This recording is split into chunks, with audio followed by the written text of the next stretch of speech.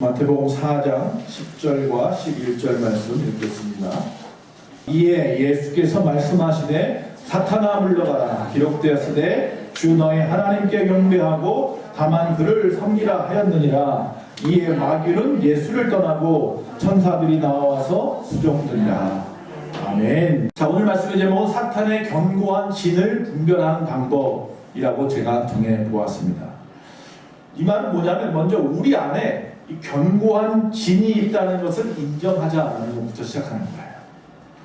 뭐 그럴 수 있어요. 고집도 있고 아집도 있고 우리 안에 교만함도 있고 고치지 못하는 습관이나 버릇들도 있고 무엇인가에 중독되는 것도 있고 무엇인가 빠져서 헤어나오지 못하는 경우도 있어요. 그래서 어떤 사람은 평생 가면서 주변 사람들한테 야, 너 그거 좀 고쳤으면 좋겠는데 라고 해도 못 고치는 사람이 있고, 아니면 고칠 수 있으면서도 스스로 안 고치는 사람도 있고 말이죠. 그러니까 누군가 모르게 꼭 사탄이라는 말을 빼놓고라도 우리 안에 자기만의 고집, 자기만의 어떤 견고한 진을 딱 쳐놓고 아무도 건드리지 못하게 하고 무너뜨리지 못하게 지켜내는 사람들이 있다는 거죠. 그건 누구나 다 물론 그런 부분이 있겠죠.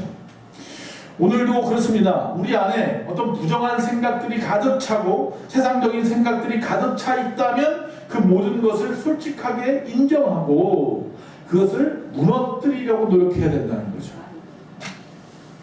오늘은요, 성경을 엄청 많이 읽을 거예요. 그래서 사실은 PPT가 좀 필요한데, 왜냐하면 여러분이 일일이 다 찾을 수는 없잖아요. 오늘은 제가 읽어드리는 방법으로 하겠지만 여러분이 귀를 쫑긋하고 어떤 말씀인가 들을 수 있었으면 좋겠습니다. 자, 다시 말씀합니다. 내 안에 지금 사단의 견고한 진이 있구나 라고 혹시 생각되시는 분들이 있으십니까? 스스로 정직하게 대면할 줄 알아야 돼요. 직면하라는 겁니다. 아닌 척하지 말고. 고린도후서 10장 3절과 4절에 보니까 우리가 육신으로 행하나 육신에 따라 싸우지 아니하노니 우리의 싸우는 무기는 육신에 속한 것이 아니요 오직 어떤 견고한 진도 무너뜨리는 하나님의 능력이라 모든 이론을 무너뜨리며, 이렇게 되어 있습니다. 다시 말하면 우리 안에요 견고한 진이 있어요. 이것은요 육신에 속한 것이 아니에요. 그래서 세상의 방법이 아니라 하나님의 능력으로만 그 견고한 진이 무너질 수 있다라고 말씀하고 있어요. 사탄은 얼마든지 자기 마음을 우리 안에 집어넣어요. 우리 안에 끊임없이 사탄의 마음을 쌓아둘 수 있어요. 그래서 요한복음 13장 2절에 보니까 마귀가 벌써 시몬의 아들 가룟 유다의 마음에 예수를 팔려는 생각을 넣었더라, 이런 말씀이 있어요. 그러니까 가룟 유다가 예수님을 팔 때 이미 사단이 그 마음에 예수님을 팔고자 하는 마음을 쌓아두었다는 거예요. 사도행전 5장 3절에도 보면 베드로가 이르되 아나니아야 어찌하여 사탄이 내 마음에 가득하여 내가 성령을 속이고 땅값 얼마를 감추었느냐.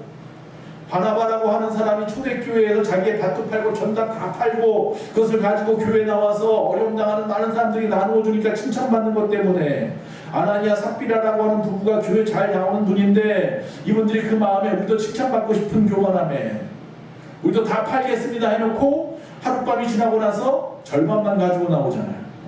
그리고 이게 전부입니다 그랬다가 아나니아도 죽고 삽비라도 죽고 말이죠. 그때 베드로가 책망하는 내용이잖아요. 아나니아야 어찌하여 사탄이 내 마음에 가득하여서 성령을 속이고 감추었느냐.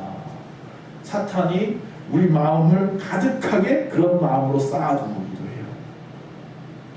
심지어 다윗 왕에게도 그런 일이 있었어요. 역대상 21장 1절에 보니까 사탄아 일어나 이스라엘을 대적하여 다윗을 충동하여 이스라엘을 계수하게 하니라, 이렇게 말했어요. 사탄이 일어나서요 이스라엘을 대적하고 다윗의 마음을 막 충동하여서 이스라엘의 군대 계수를 갖다가 세게 만들었다는 거예요. 다윗이 교만하게 만들었다는 거예요. 자기의 치세를 드러내고 싶어지게 만들었다는 거예요. 누가? 사탄이. 사탄이 베드로에게도, 사탄이 또 아나니아에게도, 사탄이 또 가룟 유다에게도, 사탄이 다윗에게까지도 들어가요. 그 마음에 그런 마음들을 쌓아두어요. 사탄은 이처럼요 거짓으로 유혹을 해요. 아담과 하와에게 선악과에 대해서 말하는 것처럼 예수 그리스도 앞에서도 예수님을 3번 시험할 때도 거짓으로 이야기하고 말이죠. 또 시험을 합니다. 욥을 시험하듯이, 예수님을 시험하듯이. 또 진리를 갖다 왜곡하게 만듭니다. 하나님의 말씀을 바로 듣지 못하도록 합니다. 마음을 미혹하여서 그 말씀을 빼앗고 우리가 하나님의 일을 하려고만 하면 자꾸 방해를 합니다. 예배하려고 하면 방해하고, 우리가 무엇인가 하려고 하면 방해하고. 그게 사탄이 좋아하는 일들이에요. 그런 마음들을 우리 안에 자꾸 쌓아둔다는 거예요. 그게 쌓이고 쌓이면 견고한 진이 되어버려요. 그래서 이 견고한 진을 먼저 분별하려면 첫 번째는요, 성령의 인도하심이 있어야 돼요. 지금 앞에서 영에 대한 이야기를 했잖아요. 이건 육적인 것이 아니에요. 그래서 영적인 것이다 보니 우리가 그것을 알 수도 없고 깨달아도 그걸 어떻게 물리칠 수도 없어요. 그래서 우리의 중요한 것은 뭐예요? 성령의 인도하심. 하나님은 각자에게 행하시는 계획을 갖고 계십니다. 저도 여러분에게도 하나님의 분명한 사명, 분명한 계획이 다 있으시다는 거예요. 그렇기 때문에 여러분을 갖다 하나님이 사용하실 때 어떤 사람에게는 이런 달란트를 주고 어떤 사람에게 저런 달란트를 줍니다. 어떤 환경을 주고 이런 환경을 주고 다 다르죠. 그러니까 사실은 나에게 주어진 은사나 나에게 주어진 환경 때문에 어떤 사람하고 비교하면서 그것 가지고 배아파할 이유도 없고, 그것 때문에 자존심 상할 필요도 없고 의기소침할 이유도 없고, 그냥 나 있는 이 모습 그대로 하나님이 얼마든지 기뻐 받으시는 것에만 집중하면 되는데, 누구는 물질로, 누구는 건강으로, 누구는 지식으로, 어떤 사람은 재능으로 각자 사명을 감당하게 하시는 하나님. 그렇기 때문에 우리에게 주어진 것 때문에, 남에게 주어진 것 때문에 시험에 들 이유가 없어요. 사탄은 끊임없이 그런 것 가지고 우리가 시험에 들게 만들고, 그런 것 때문에 갈라지게 만들고, 싸우게 만들고, 분쟁이 일어나게 만들고, 나라와 나라가, 가정과 가정과, 아니면 또 사람과 사람 간에, 가족 안에서도, 부부 간에도, 자녀들끼리도 끊임없이 분쟁하게 만들고. 근데 이것을 우리는 깨닫지 못해요. 사탄이 그런 짓을 한다는 것을. 성령의 인도하심으로 각자에게 나타나는 그 사탄의 시험을 바로 구별하고 맞서서 대응할 수 있어야 돼요. 그러니까 저 사람은 저런 모습으로 사탄이 건드리기도 하고, 이 사람은 이런 모습으로 건드릴 수도 있어요. 다 다르다는 이야기를 하는 거예요. 어떤 사람은 물질의 문제를 갖다 건드려요. 이 사람 물질만 건드리는 이유가 뭐냐면 그 문제가 그 사람에게 가장 예민한 부분이거든요. 어떤 사람은 건강의 문제를 건드려요. 어떤 사람은 그 외에 어떤 재능적인 부분을 건드리기도, 사람 관계에 대한 부분을 건드리기도 하고. 그래서 이것을 구별할 수 있는 능력이 필요한데 나는 안 되고 성령의 인도하심이 필요하다. 날마다 성령 충만하지 않으면 언제든지 넘어질 수 있고, 언제든지 사단이 우리 마음에 그런 앞에 가룟유다와 같은 마음을, 다윗과 같은 마음을, 아나니아와 같은 마음을 쌓아둘 수 있더라. 우리의 마음의 문을 열고 그 안에 어떤 것도 들어오지 않도록 그 마음의 문을 내가 지키고 있어야 돼요. 꼴대를 갖다 내가 지키는 거예요. 내 마음의 문 앞에 성령님만을 모셔드리고 악한 사단의 것들은 들어오지 못하게 말입니다. 이스라엘 백성들에게 있어서 이 성문이라는 곳은요 굉장히 중요한 곳이에요. 각 지역마다 성문마다 문이 있을 거 아니에요. 큰 성문이 있단 말이에요. 근데 그 성문 앞에 사람들이 앉아있는 사람들이 있어요. 이 사람들이 대부분 뭐냐면 재판관이거나 그 지역 성읍에, 아니면 유지들이에요. 부자들이죠. 그들에게 인정받는 현자들이거나 이런 사람들이 보통 성문 앞에 앉아서 많은 사람들을 대하고 그들의 문제를 풀어주기도 하고 해결해주기도 하고 의논하기도 하고 말이죠. 성읍을 위해서 애쓰기도 하고 그런단 말이죠. 이처럼 어떤 전략적인 장소이고 권위의 상징이 성문이에요. 성경에 보면 이 아브라함의 조카 롯이 소돔과 고모라에 갔는데 그가 성문에 있어요. 다시 말하면 그 지역의 유지란 말이에요. 그러니까 그 이야기는 이 조카 롯이 그 소돔과 고모라의 복음을 전할 수 있는, 하나님을 전할 수 있을 만한 능력과 위치에 있었던 사람인데도 불구하고 그 땅이 멸망한 이유가 의인 10명이 없어서잖아요. 권위의 상징이에요. 그렇기 때문에 사탄은요 끊임없이 우리의 마음의 문도 건드려요. 그 문을 무너뜨리면 언제든지 수시로 들락날락할 수 있기 때문이에요. 그 문을 갖다 무너뜨리는 방법이 뭐냐면 바로 죄예요. 죄. 각자의 약점을 공략하여서 죄를 짓게 만들고, 그러면 문이 활짝 열려버려 사탄한테. 합법적으로 자꾸 자유롭게 드나들어가요. 우리 안에 끊임없이 사탄이. 그래서 성경에 보면 이사야서 28장 6절에 보니까 재판석에 앉은 자에게는 판결하는 영이 되시며 성문에서 싸움을 물리치는 자에게는 힘이 되시니라 이렇게 되어 있어요. 다시 말하면 이걸 영적으로 풀어보면 사탄이 이 마음의 문에 들어오려고 할 때 싸우는 자들은 성령께서 뭐예요? 힘을 주신다. 그러니까 우리가 성령의 인도하심을 받는 그것은 바로 죄를 물리치는 것이고 사탄이 내 마음에 들어오지 못하게 막는 일이에요. 성령의 인도하심이 분명히 필요합니다. 두 번째, 우리 안에 어떤 악한 것들, 다시 말하면 사탄의 견고한 진이 진을 갖다 구별하는 방법, 첫 번째는 성령의 인도하심이라면 두 번째는 회개예요. 아까 죄라고 했잖아요. 죄라는 것을 통해서 마음의 문을 활짝 열어버립니다.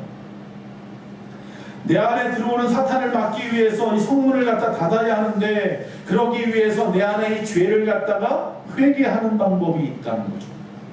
사탄의 어떤 통치함을 멈추고 우리 안에 절대로 침범하지 못하게 하기 위해서 중요한 일은 끊임없이 하나님 앞에 회개하는 거예요. 이 죄는요, 연합적으로 와요. 이게 무슨 말이냐면, 죄는 가장 각종의 모습으로 한꺼번에 몰려올 수도 있어요.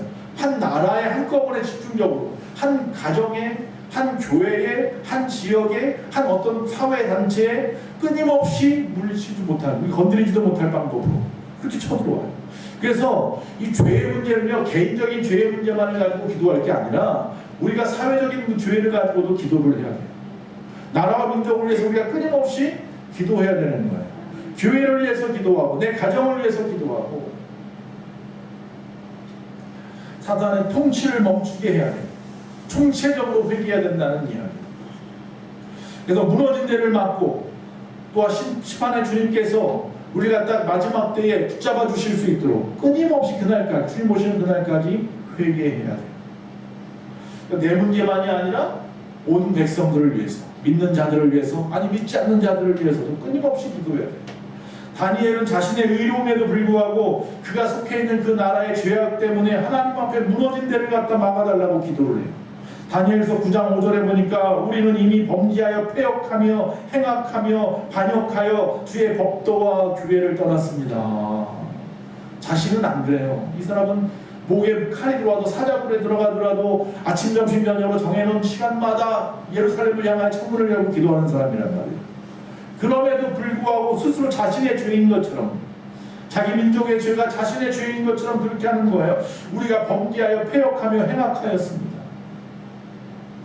느헤미야도 마찬가지입니다. 그의 백성의 죄를 회개합니다. 느헤미야서 1장 7절에 주를 향하여 크게 악을 행하여 주께서 주의 종 모세에게 명령하신 계명과 유례와 굴례를 지키지 아니하였나이다. 느헤미야가 무슨 죄를 그렇게 지었어요? 그런데도 불구하고 느헤미야가 이 바벨론에서 돌아온 3차 때 돌아오잖아요. 돌아와서 예루살렘 성벽이 무너지고 그들이 하나님의 뜻대로 다시 살지 못하고 있는 모습들을 보면서 회개하는데 그렇게 회개를 하는 사람. 하나님은 우리로 하여금 이렇게 열심을 다하여 회개하기를 원하십니다. 그리고 무너진 곳을 다시 수축하기를 원하십니다. 죄의 문제를 다시는 우리에게 떠나가게, 멀어지게끔 하고 싶어 하시는 분이 우리 주님입니다. 세 번째, 구별하는 방법, 성령의 인도하심이 필요하고 날마다 회개함으로 죄를 갖다 물리치고 또 하나님 앞에 기도해야 된다. 세 번째는 기도예요. 가장 중요한 부분이죠. 마가복음에 보면 9장 29절에 이르시되 기도 외에 다른 것으로는 이런 종류가 나갈 수 없느니라 하시니라.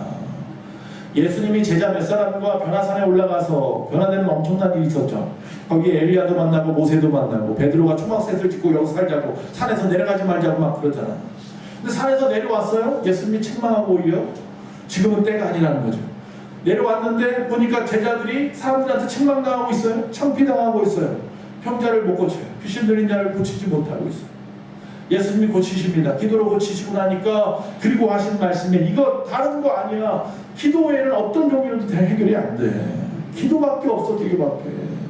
사탄을 물리치는, 귀신을 물리치는 방법은 기도밖에 없단 말이야.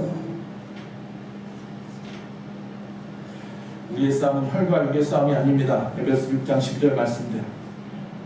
빌립보서 4장 6절 7절에 아무것도 염려하지 말고 다만 모든 일에 기도와 간구로 너희 구할 것을 감사함으로 하나님께 아뢰라. 그리하면 모든 지각에 뛰어난 하나님의 평강이 그리스도 예수 안에서 너희의 마음과 생각을 지키시리라. 네. 기도와 간구로 하나님 앞에 감사함으로 구하면 우리의 마음도 우리의 생각도 하나님이 지켜주신다. 그러나 우리가 영적 전쟁에서 조심하고 또 조심을 하지만 그렇게 매일같이 이렇게 우리가 항상 깨어있으라 하지만 깨어있기가 쉽지 않거든요. 그래서 사탄과 싸울 때의 안전수칙 두 가지를 말씀을 드리면, 첫 번째는 연합하십시오. 혼자는 힘들어요. 그러니까 둘이면 다르단 말이죠. 로마서에 보면 로마서 8장 28절 우리가 잘 아는 말이에요. 우리가 알거니와 하나님을 사랑하는 자 곧 그 뜻대로 부르심을 입은 자들에게는 모든 것이 합력하여 선을 이룹니다. 전도서 4장 12절 한 사람이면 패하겠거니나 그러나 두 사람이면 능히 당하나니 삼겹줄은 쉽게 끊어지지 아니하니라. 배치장도 맡으면 맞다는 거죠. 여러분, 물론 엘리야 같이 혼자서도 1대 850으로 싸울 수도 있어요. 하나님이 능력을 주셔서 혼자서도 싸울 수가 있어요. 그러나 우리가 혼자가 아니라는 사실을 보여주는 것도 중요해요. 예수님도 혼자 하실 수 있음에도 불구하고 12의 제자를 데리고 70명의 제자를 전도 보내고 말이죠. 혼자서 기도해서 성령 받을 수도 있는데 120명이 모여서 마가다락방에서 뜨겁게 기도할 때 성령이 내리고 말이죠. 우리는 혼자가 아닌 줄로 믿습니다. 할렐루야. 여러분이 섬기는 교회가 있고 여러분을 위하여 기도하는 성도님들이 계시고 여러분의 가정이 있습니다. 혼자가 아닙니다. 우리가 예전에는 뭐 연합 집회, 뭐 연합 기도회 이런 거 잘했는데 그렇죠? 요새는 그런 거 잘 안 하는 것 같아요. 너무 개인적으로 1대1로만 생각하죠.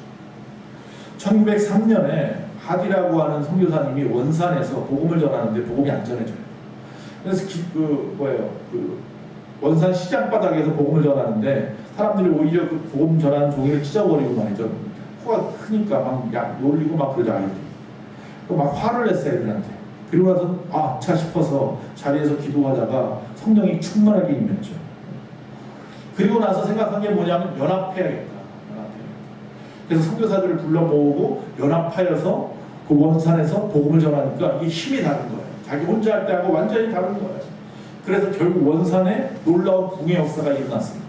그 소문이 퍼져서 평양까지 갔잖아요.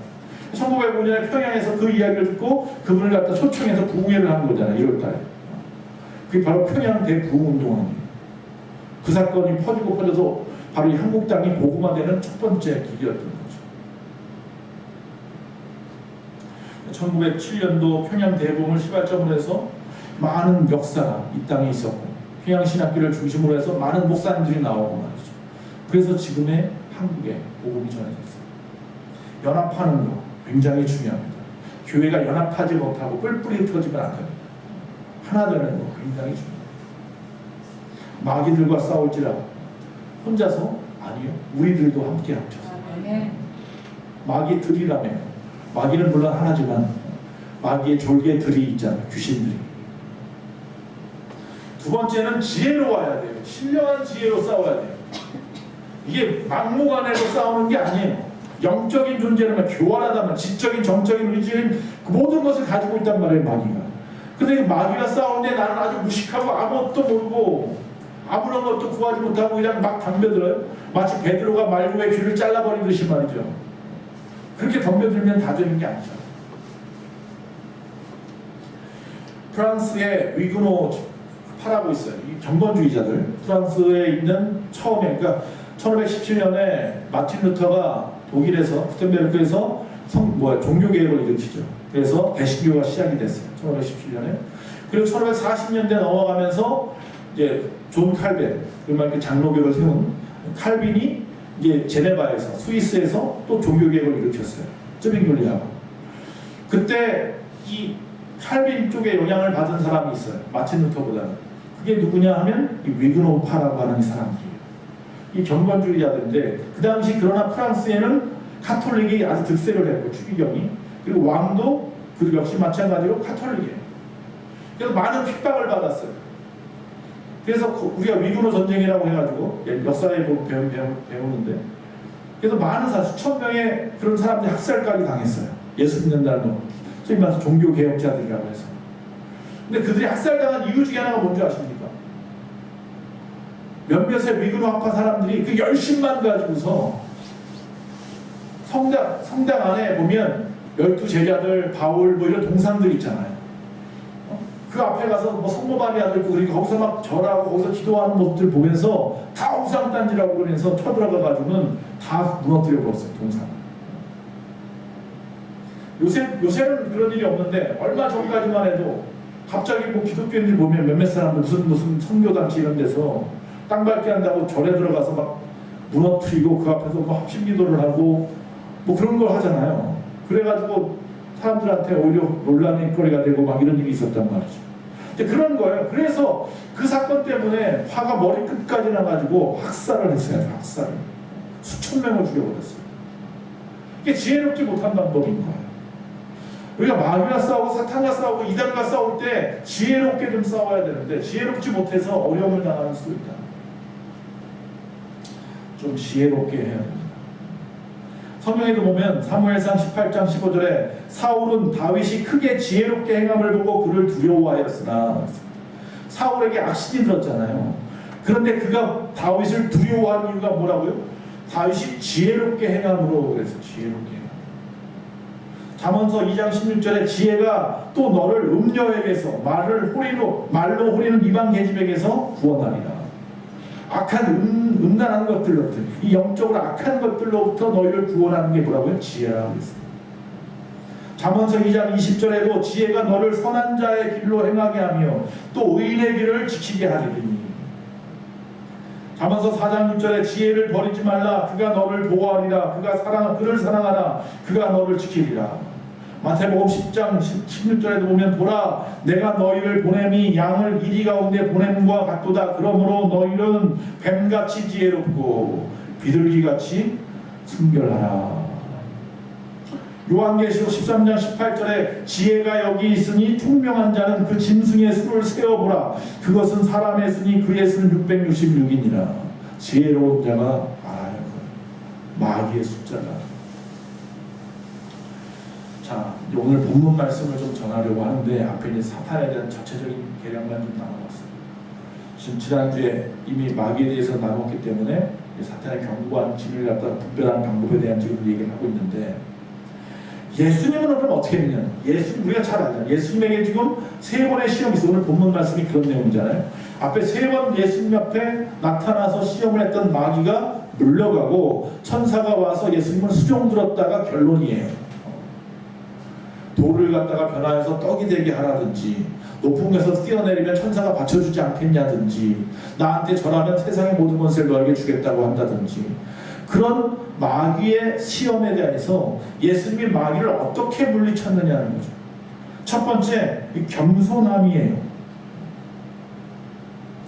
오늘 본문 마태복음 4장 앞에 보면 3장에 보면 3장 13절 15절에 여기 이런 말씀이 있어요. 이때 예수께서 갈릴리로부터 요단강에 이르러 요한에게 세례를 받으려 하시니 요한이 말려 이르되 내가 당신에게서 세례를 받아야 할 터인데 당신이 내게로 오시나이까. 예수께서 대답하여 이르시되 이제 허락하라. 우리가 이와 같이 하여 모든 의를 이루는 것이 합당하니라 하시니 이에 요한이 허락하는지라.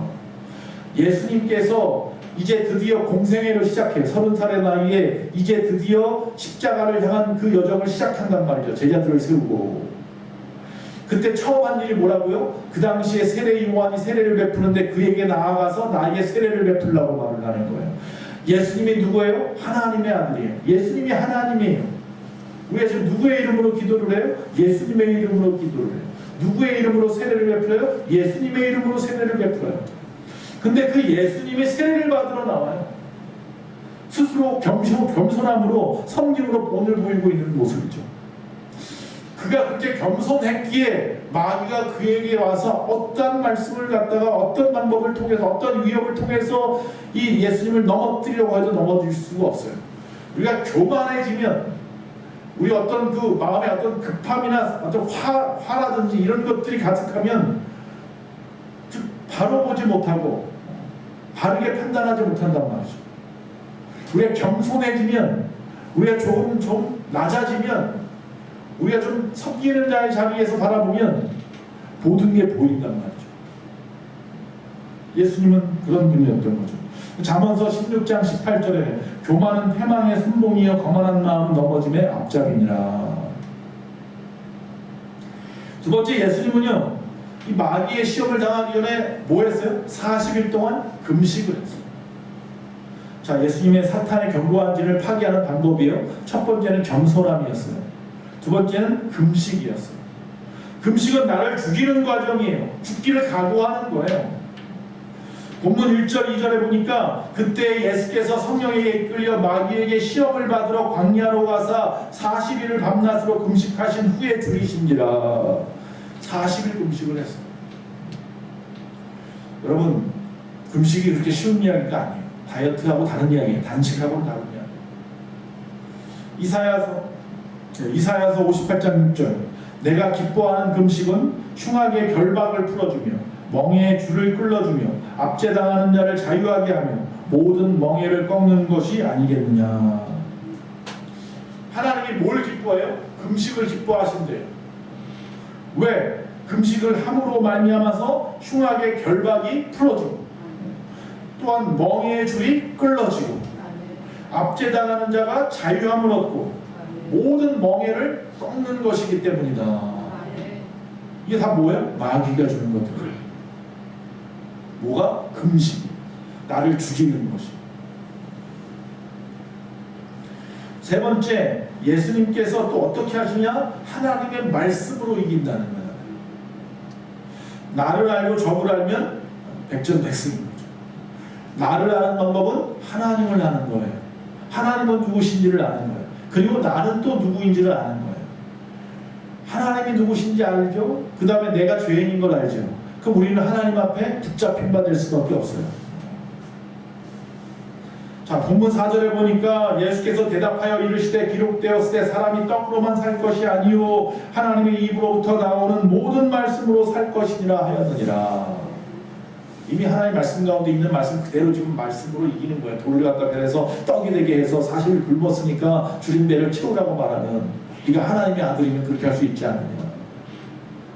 7절에 보니까 예수께서 이르시되 또 기록되었을 때 주 너의 하나님을 시험하지 말라 하였느니라. 10절에 이에 예수께서 말씀하시되 사탄아 물러가라 기록되었을 때 주 너의 하나님께 경배하고 다만 그를 섬기라 하였느니라.